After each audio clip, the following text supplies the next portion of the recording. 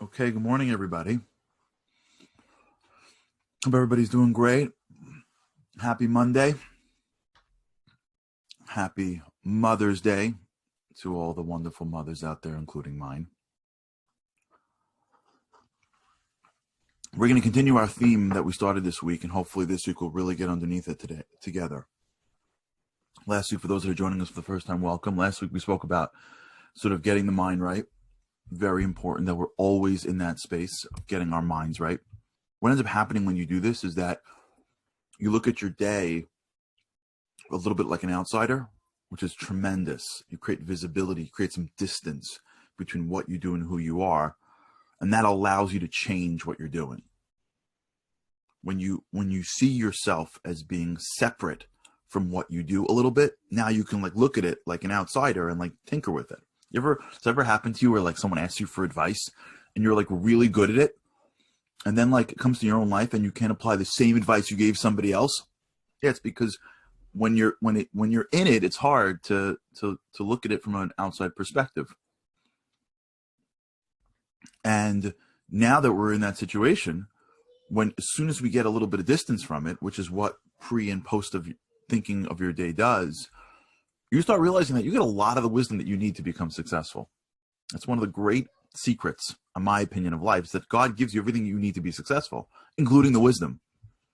Many times when you learn things, the rabbi, the mentor, the book will give you a new idea. But if you ever notice when someone gives you an idea, it almost feels like you knew that already.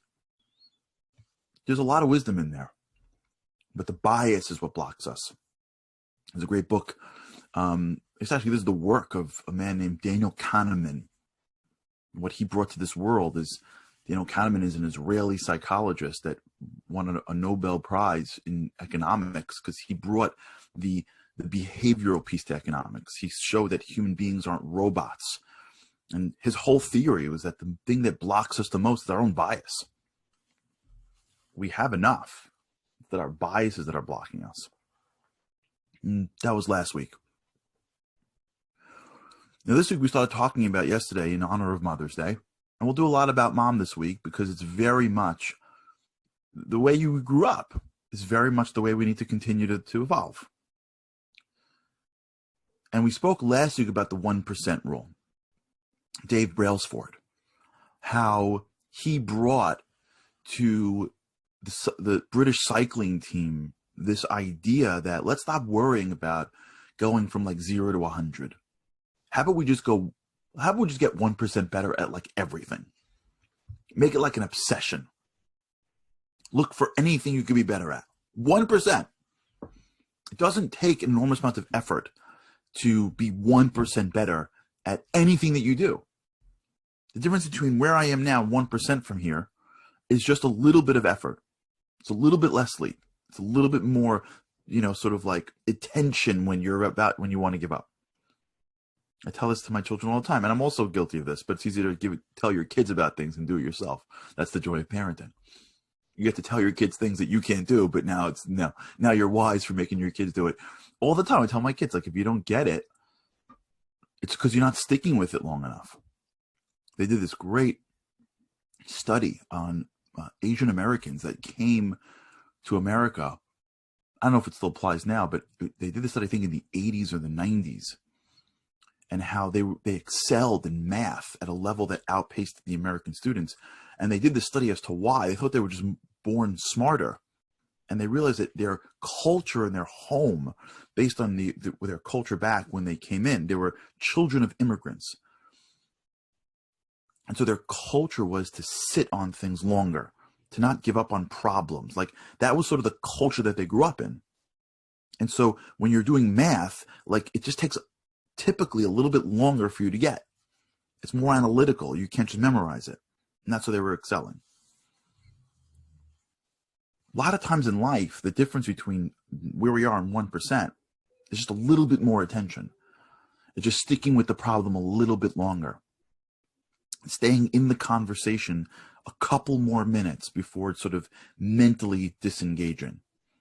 It's trying to deliver a product or a service. It's trying to connect to something deeper a little bit longer than you did it before. So if you've ever prayed, it's just sticking with the prayer. If you've ever, a little longer, it's sticking with the diet a little bit more. It's holding back a little bit more when you're at that fridge. That's all it is. That's 1%. That's all 1% is. So why does this work for? So let's just circle back now. So for those who are here for the first time, hopefully you'll follow. But if you've been with me for the past week, we're going to circle and circle and circle because everything's interrelated.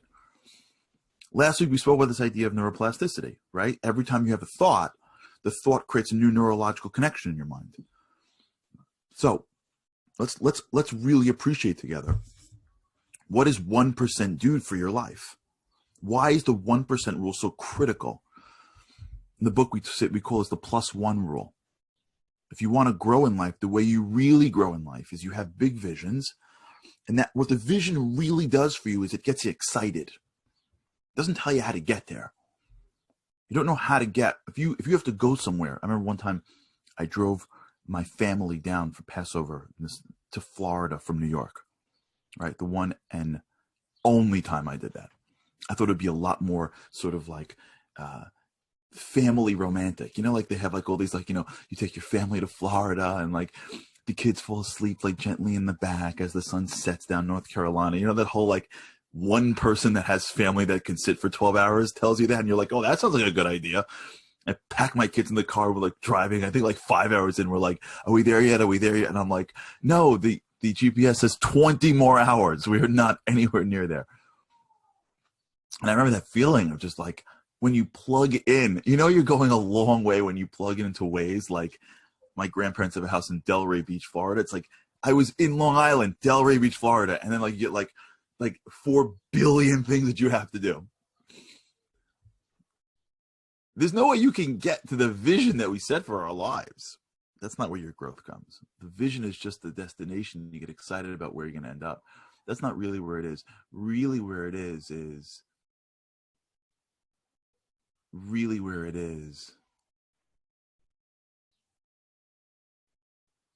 in the +1s in your life. Like really where it is +1. It's when you go through your day and you start to become clearer as to what +1 means to you. All right, that's really the beginning of how this works.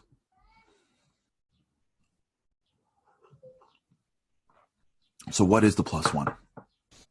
Why does it work for your mind?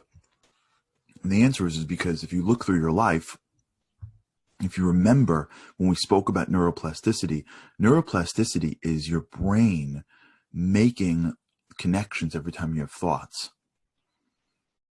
So if you go +10, that means you've got to like rip out what is a normal connection for you. So if every time I feel stressed, I reach for the fridge, now I want to stop that completely, it's a lot of hard work. I need a lot. It's possible and we can talk about it, but it's a lot of hard work to do that. But if I've got this connection to reach for the fridge, and all I'm really doing is delaying the fridge for 1 minute or for 5 minutes, for my brain to adapt the feeling and just include that and evolve that isn't going to require an enormous amount. It's like this equivalent of the kid who looks at the yellow box and says, Mommy, Cheetos. So in his brain, it's Cheetos. That's all his brain picked up. Because remember, he's listening and he's trying to figure it out. And he hears people saying Cheerios, Cheerios, Cheerios. Then his little brain is just forming connections. There's a ch, there's an e, there's an r, Cheeros, Cheeros, Cheeros. And when Mommy goes Cheerios, what she's doing is she's adding another layer to that same neural connection. She's not blowing it up and going, that's not Cheetos. That's called Fruity Pebbles. And the kid's like, Fruity Pebbles? Those are all these loud sounds I never heard of before. The yellow box has now got F's and T's and P's in it. Like, what are you talking about?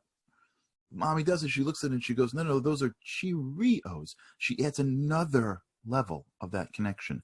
You can imagine almost like a wire or a rope and another thread that just evolves that word a little bit more. It evolves the connection a little bit more. It doesn't blow it up. It just takes it up a notch. +1 just evolves your thinking. It doesn't blow it up. You always did this thing. You always spoke to this person. You always went to work. You always did your emails. You always spent some times in introspection. You always prayed, right? You're doing it already. You're doing all these things already. It's just that when you're doing them, the connections are not full. They're not achieving your goals. If you go +1, all you're doing is adding another layer to the connection. And if you stick it long enough, your brain's like, we know how to get here. We're not doing something brand new. We know how to do this. We always went to this spot. It's just that when we went to the spot to do this thing, whether it's work or family or introspection or religion, whatever it is that you're doing, wherever you're doing it, usually at this point we give up. Usually at this point we say enough. I always speak to my children, but usually at this point I say, I can't anymore, kids. Enough. Get to bed. I can't read you the book anymore. I usually by 9:15 I'm fine. By 9:30 I'm like screaming, get to bed. I eat well until 2 o'clock every day, and then at 2:30 I don't know what it is. By the time I get to 4 o'clock I'm famished, and right? When you look at your life, the connections are there for good. It's that 1% that we keep on pushing. That's where we start making that difference. So when we look at our lives and we see areas of fixing, the way we fix it is there's another way to blow it up. That's not for now. The one way we fix it is we do what's called +1. What's one more step between what is comfortable and now what is uncomfortable? What's comfortable is what my brain knows how to do. It's comfortable for me to talk to this person. It's comfortable for me to get to this job. It's comfortable for me to read these words. I practiced it. It's comfortable for me. Things that are comfortable, when we're together now, hopefully we'll be together for a while. Let's just like use words together. Comfortable in our world means there are neuro connections. That's what comfortable means. It's comfortable for me to look at a yellow box and go, Cheerios. Why? Because there's a neuro connection. It is uncomfortable for me to figure out what the Chinese word for that is. I will be why? There's no neuro connection. That's all there is. Comfortable equals neuro connections. There's physical challenge, but that's what it is. If I run on a treadmill and my body has all the right connections to know how it feels like when I run, and my lungs and my muscles are all working in tandem, and I start running every day, it's going to be comfortable for me to run the first mile.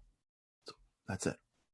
My body is programmed now, whether it's the strength of the muscles, whether it's sending the oxygen to my lungs, whatever it does, it knows we're running, the first mile is mine.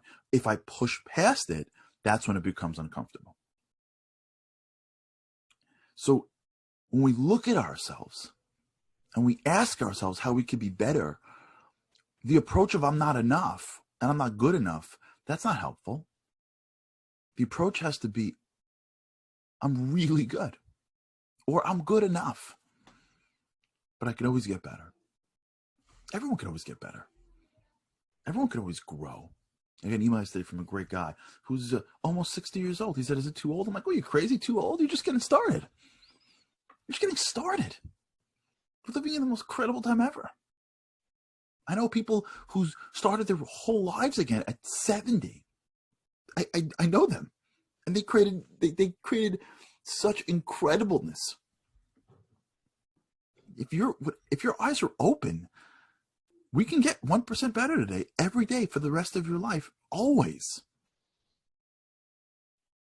And the way you do it is you look at your life and you look for the things that you feel are not there enough, which could be everything, but that's okay. And you pick one thing and you go 1% better.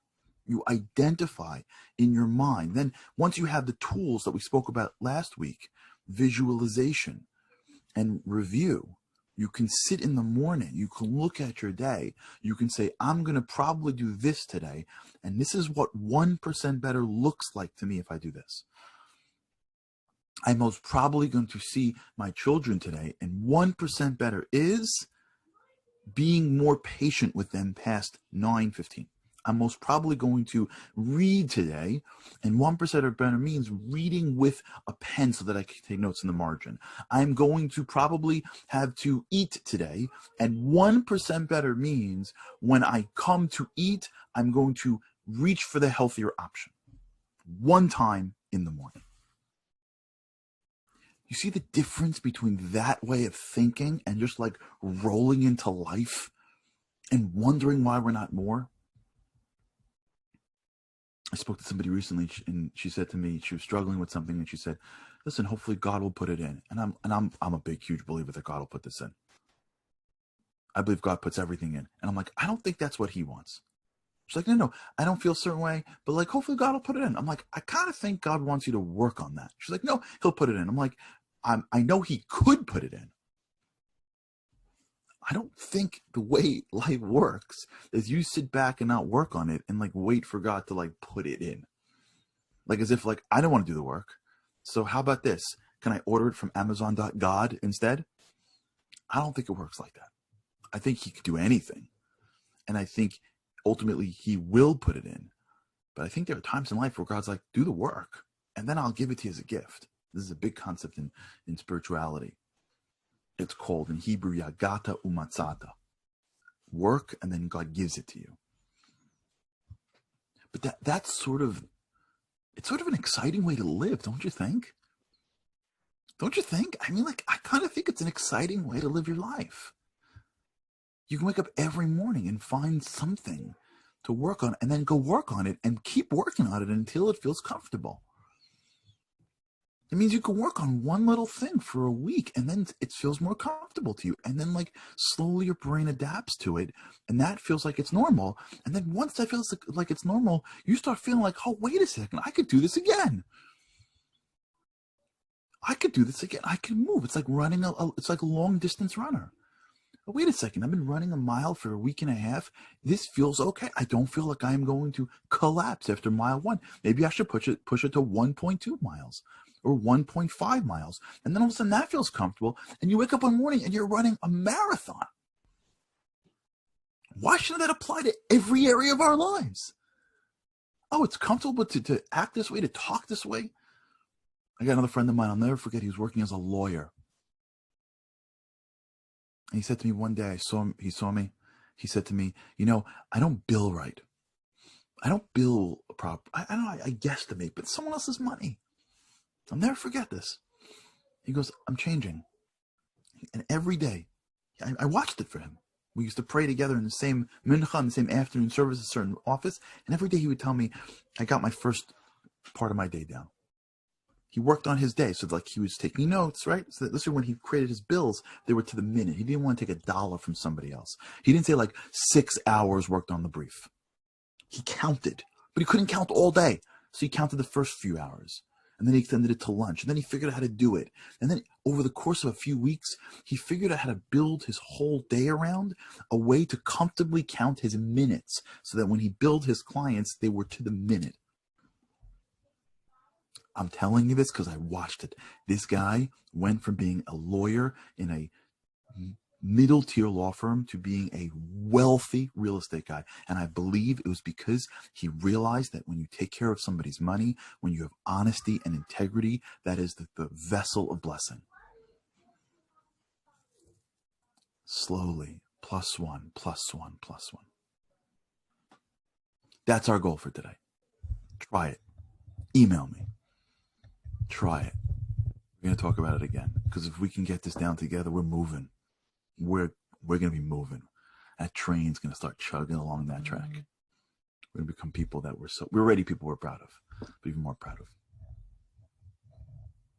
All right, you can check this out on all the platforms that it's on.